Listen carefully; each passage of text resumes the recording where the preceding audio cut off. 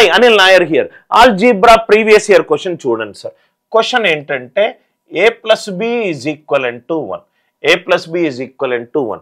Question ఏంటి 1 by a square plus 1 by b square plus 2 by ab.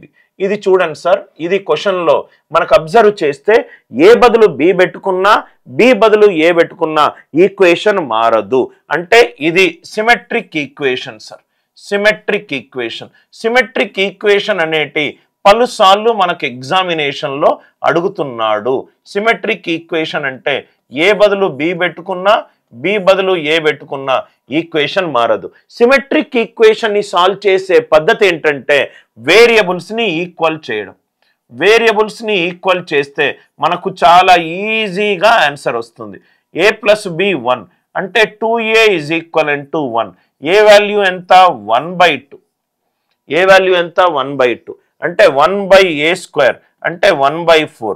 1/b square అంటే 1/4. 2/ab.